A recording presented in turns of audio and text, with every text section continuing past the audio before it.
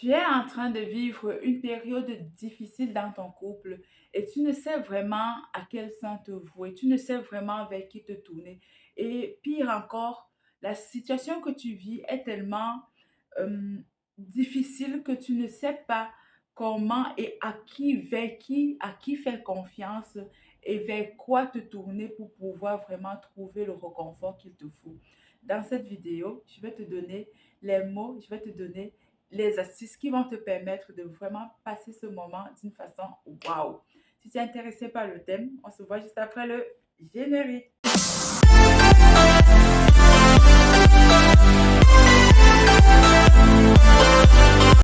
Bonjour, moi c'est Josiane, je suis la promotrice de cette chaîne Optimisme Devenir. Sur cette chaîne, on parle de développement personnel, on parle de relations. Si les thèmes traités ici t'intéressent, abonne-toi pour être informé toutes les fois que je publierai. Et si c'est ta première fois sur cette chaîne, enchantée de faire ta connaissance. C'est vraiment un plaisir de t'avoir sur ma chaîne et j'espère que tu vas y trouver ton compte. Et pour les personnes déjà abonnées, je suis contente de vous revoir aujourd'hui et j'espère que vous aussi. Et en ce moment, on va parler d'un thème qui va pouvoir nous aider, qui va pouvoir apporter de la valeur à nos vies.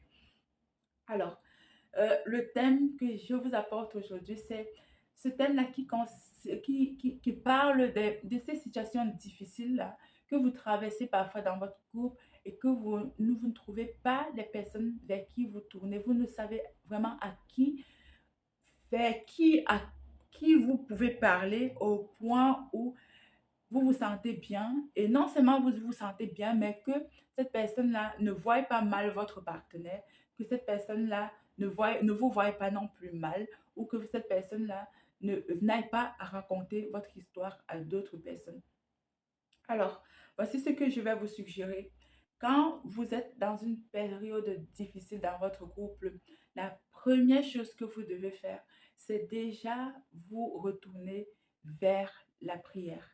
Vous retourner vers la prière qui est vraiment le lieu du plus grand réconfort que l'être humain puisse avoir. S'il y a une chose qui fait vraiment du bien à notre âme, c'est la prière. S'il y a une chose dans laquelle on trouve le plus grand réconfort, c'est la prière. S'il y a une chose qui apaise au plus grand notre être, c'est la prière.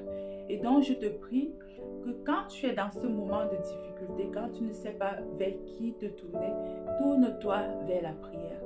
Prends ton livre saint, prends ton livre biblique, prends le livre, en tout cas selon ta religion, prends le livre où les Saintes Écritures sont écrites et ouvre au hasard un passage, lis-le. Et même si tu ne comprends pas ce que cela veut dire, même si tu ne vois pas le lien que ça a avec ta relation, lis et essaye de méditer dessus.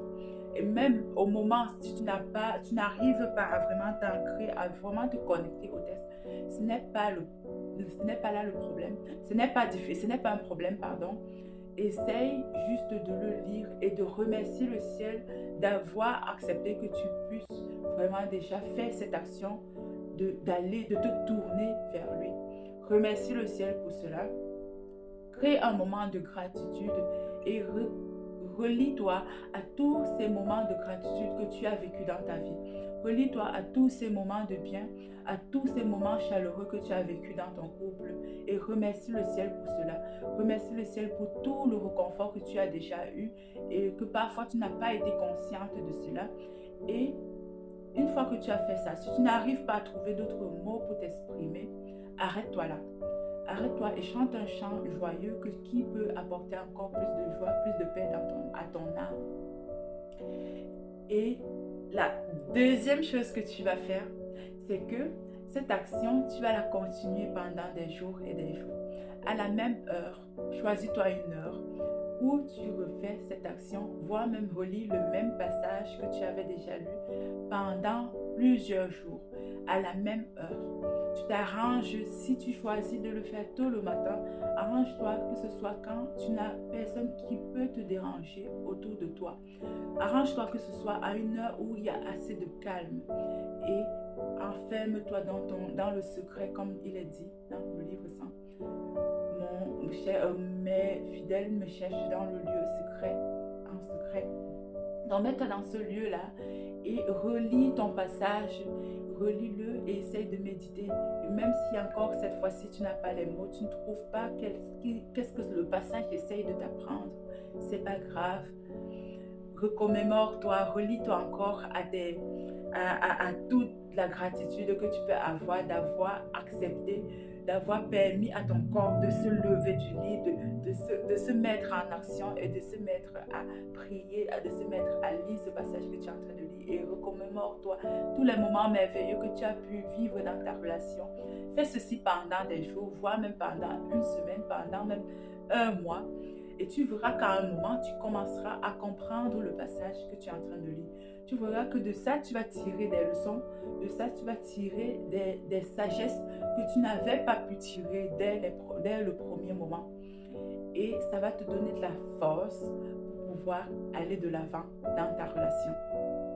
La troisième chose que tu vas faire, c'est que tu vas prendre l'engagement que tant que tu n'as pas encore trouvé les mots qu'il faut, tu ne diras rien. Ça veut dire quoi? Tu es peut-être en colère contre ta partenaire, contre ton partenaire, et cette colère t'a donné envie de dire quelque chose de méchant, de dire quelque chose qui pourrait être égal à la douleur que tu as ressentie. Alors tu ne vas pas le faire. Tu vas garder la bouche fermée et tu vas l'ouvrir que quand tu auras quelque chose de constructif à dire. Et chaque fois que dans ton esprit, une chose méchante, une chose grossière s'apprête à sortir, tu vas te dire, mon travail à ce moment, c'est de garder la bouche fermée. Je n'ouvrais ma bouche que quand j'aurais quelque chose de constructif à dire. Je n'ouvrais ma bouche que quand ce que je dirais glorifierait celui à qui je veux parler. Ceci dans le but de glorifier mon Créateur qui est son Créateur, qui l'a façonné. Et tu dois t'exercer à faire ceci d'une façon continue jusqu'à ce que tu trouves les bons mots, jusqu'à ce que tu trouves des mots constructifs, jusqu'à ce que tu trouves les mots qu'il faut pour que vous alliez de l'avant.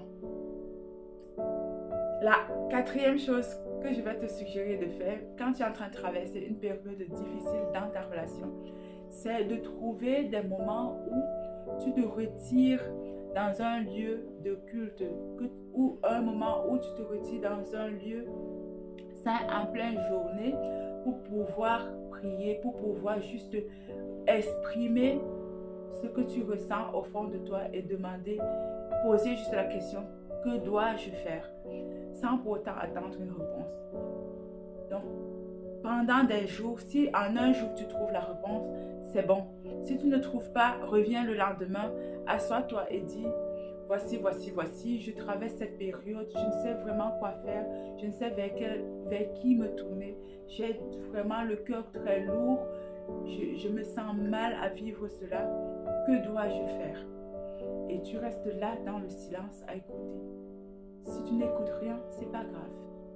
Lève-toi, va-t'en et reviens le lendemain. Parfois même avant que tu n'arrives chez toi, tu auras la réponse. Et si tu ne l'as pas, c'est pas grave. Reviens le lendemain, assois-toi et resoumets ton même problème. Que dois-je faire? Et tu attends. Tu n'as pas la réponse, reviens. Et tu verras qu'à un moment, juste le fait de faire cela va même t'apaiser. Tu vas revenir tellement légère. Même si tu crois que tu n'as pas reçu la réponse, tu vas revenir tellement légère que tu seras prêt à tout pardonner à ton partenaire. La cinquième et dernière chose que je vais te suggérer de faire quand tu traverses un moment difficile dans ta relation, c'est qu'une fois que tu as déjà vécu cette période de méditation, de réflexion sur qu'est-ce que tu dois faire et que tu as trouvé les réponses justes, trouve donc un moment opportun, un moment vraiment qui correspond à une belle circonstance, c'est-à-dire un moment où ton partenaire est au calme, un moment où toi-même tu es au calme. Ça peut être très tôt le matin quand vous venez à peine de vous réveiller et tu abordes le sujet avec ton partenaire, avec ta partenaire. Et le sujet, tu l'abordes d'une façon tellement bienveillante, c'est-à-dire que tu utilises les techniques de communication, comme je l'ai déjà suggéré dans l'une de mes vidéos. Donc, au lieu d'utiliser le tu accusateur, tu vas expliquer les faits et tu vas expliquer ce que tu as ressenti. Quand dans cette situation qui s'est présentée, il y a eu ceci, il y a eu cela. Moi, j'ai ressenti ceci. Moi, j'avais besoin de ceci.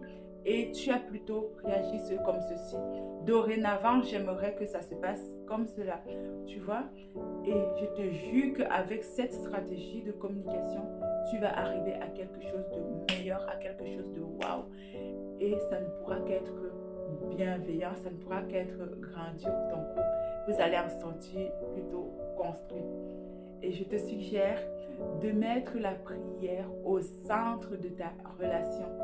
Tu dois être une personne pieuse, une personne priante pour que ta relation puisse fonctionner. Tu dois être une personne capable de se lever tôt le matin, de faire des proclamations de ce que tu aimerais voir se réaliser dans ton couple, de ce que tu aimerais voir se réaliser dans la vie de tes enfants, de ce que tu aimerais voir se réaliser dans ton foyer, sur la vie de ton mari, sur la vie de ta femme, pour que cela puisse se réaliser. Ne permets pas aux ennemis des couples d'entrer dans ton foyer. Proclame, prie et permets que ta vie puisse être ce que toi tu aurais souhaité que ce soit. J'espère que j'ai été d'une bonne valeur pour toi, pour ton couple. J'aimerais que tu me le fasses savoir en commentaire. Si cette vidéo t'a plu, mets un pouce pour marquer, pour permettre à l'algorithme YouTube de présenter cette vidéo à plus de personnes. Et si tu n'es pas encore abonné, je te suggère de t'abonner parce que je publie régulièrement et il serait vraiment pas chouette que tu manques une de mes vidéos. Porte-toi bien. Ciao, ciao, ciao.